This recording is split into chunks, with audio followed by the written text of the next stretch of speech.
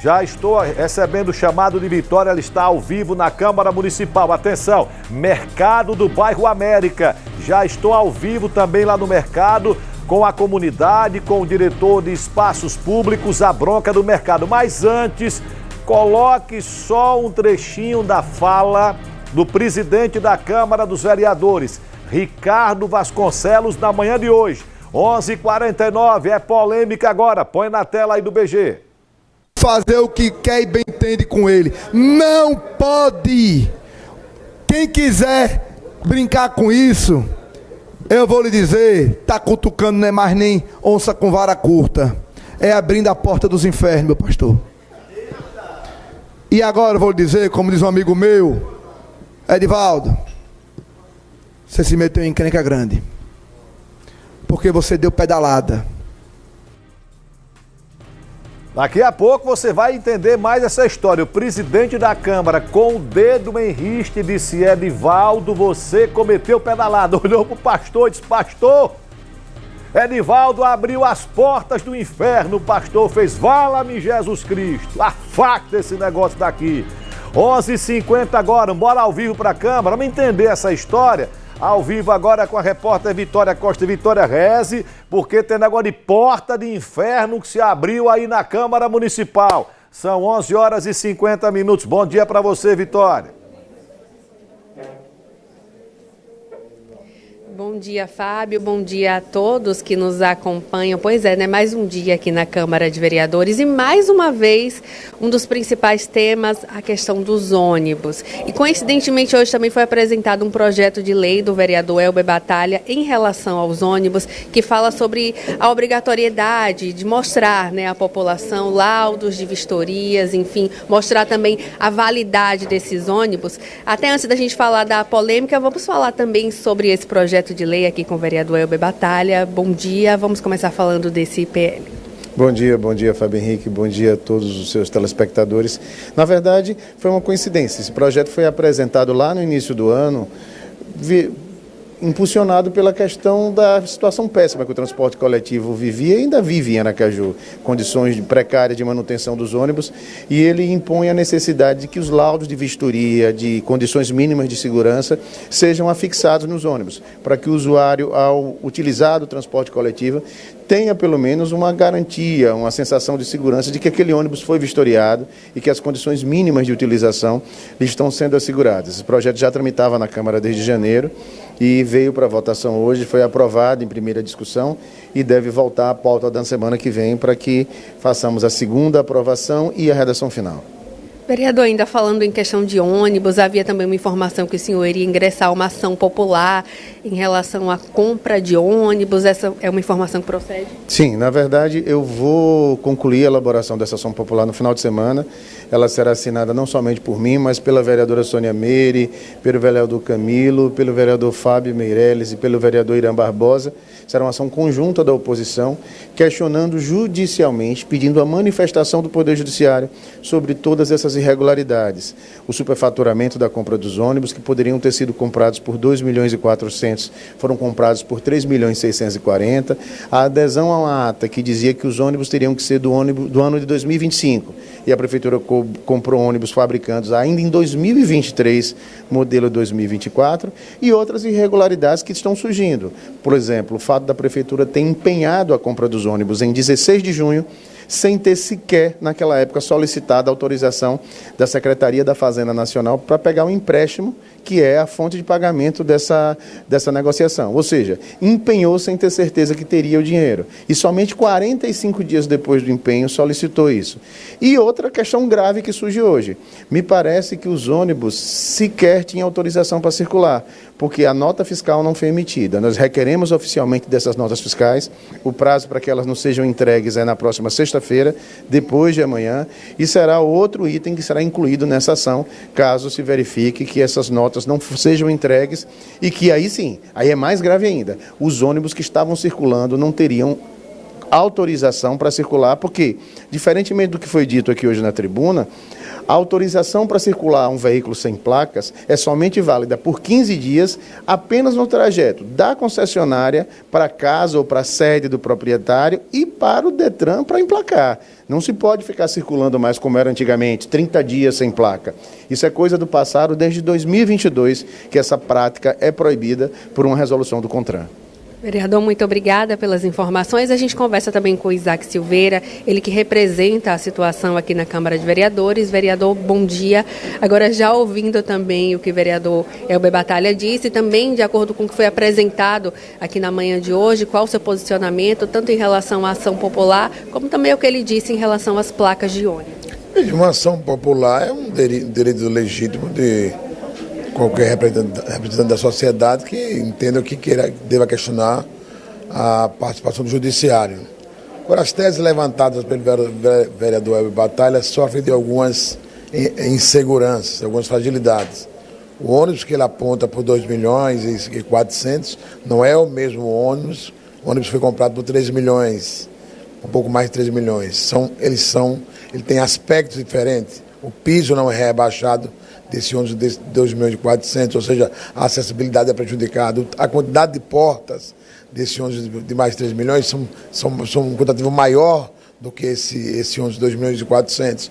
Ou seja, é um outro veículo que não pode ser comparado, porque esse que foi comprado pela Prefeitura é muito mais avançado, com a capacidade inclusive de abaixamento do veículo para que pessoas que tenham necessidade por deficiência tenham acessibilidade. Segundo, os ônibus estavam rodando aqui porque havia um contrato de teste para os ônibus. Então, eles estavam numa fase de teste. E há base no CONTRAN, na sua legislação, que permite essa atuação sem ainda haver o licenciamento. Então, portanto, poderiam rodar aqui em fase de teste e poderiam estar sem as placas. Então, as teses levantadas pela oposição é da feitura da oposição buscar essas, entre aspas, fragilidades para demonstrar que houve superfaturamento. Não houve superfaturamento. Não há ilegalidade no transitar desses ônibus e o processo foi a adesão de uma ata, que uma ata é uma licitação que fora feita para outra cidade. Então, portanto, há uma total tranquilidade da Prefeitura de Aracaju e nós também, que compomos a base aliada, temos as informações suficientes para enfrentarmos essas supostas denúncias, na minha avaliação, extremamente fragilizadas. Muito obrigada também pelas informações. Então é isso, Fábio. Cada um aqui mostrando o seu lado, mais uma vez, os ônibus estando em pauta aqui na Câmara Municipal de Vereadores. A gente segue por aqui e, de repente, Fábio, a gente pode também voltar aqui com essas informações com o presidente da Câmara. A gente segue aqui acompanhando a sessão. Volto com você. Vitória já está me chamando aqui. Antes de Vitória, coloca novamente o que disse o presidente da Câmara, que ele está ao vivo aqui. Coloca aí o que disse o presidente da Câmara hoje pela manhã, lá ao vivo na tribuna da Câmara Municipal. Põe na tela aí. Cadê? Vamos lá, coloca o presidente. Antes de Vitória, segura aí, Vitória. Eu quero aquele trechinho. Fazer o que quer e bem entende com ele. Não pode. Quem quiser brincar com isso, eu vou lhe dizer, tá cutucando, não é mais nem onça com vara curta. É abrindo a porta dos infernos, meu pastor. E agora eu vou lhe dizer, como diz um amigo meu, Edivaldo, você se meteu em encrenca grande. Porque você deu pedalada.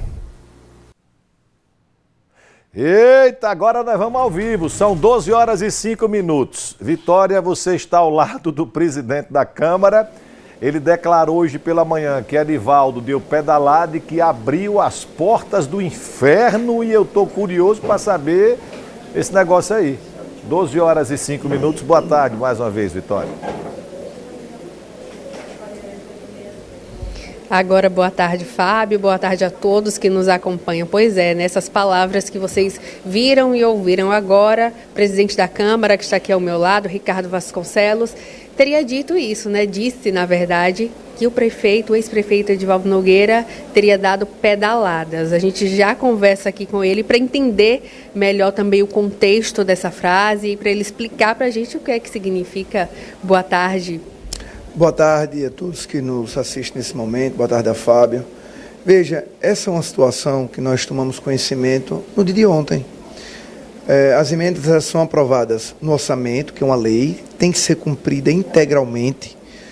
E nós colocamos, todos os vereadores juntos, quase 6 milhões de reais para ampliação, para melhorar aquele Fernando Franco, que dizem que é hospital lá no Augusto Franco, que mal tem leito de estabilização, né, que as pessoas, né, às vezes têm um AVC, infartam, e está ali próximo, poderiam ser socorridas, salvarmos vidas.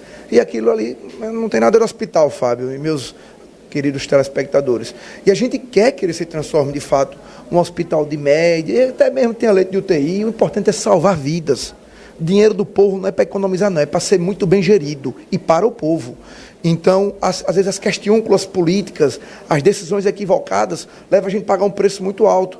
Então a Câmara, lá atrás, no ano de 2021 para 2022, aprovou a criação das emendas parlamentares impositivas.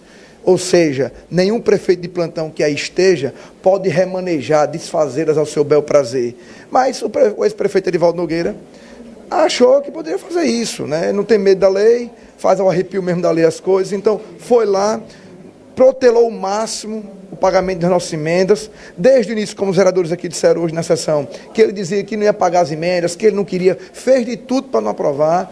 E aí aprovamos. O parlamento ele é soberano, ele é autônomo, independente, trabalha para o povo de Aracaju, não é para prefeito, nem para político A ou B ou C. Aprovamos a criação das emendas.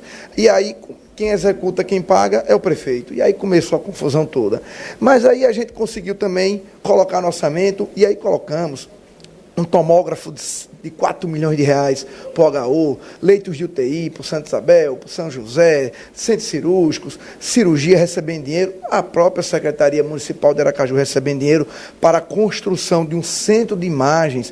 Pergunta, Fábio, ao povo de Aracaju o que é que eles acham de ficar 2 anos numa fila para fazer um raio-x, um ultrassom, uma ressonância, uma tomografia. Eles não têm que estar atrás de político implorando a vereador para conseguir esses exames, não. Eles têm que ter dignidade de chegar no posto de saúde e serem atendidos, marcar o seu exame sem ter que estar implorando a político.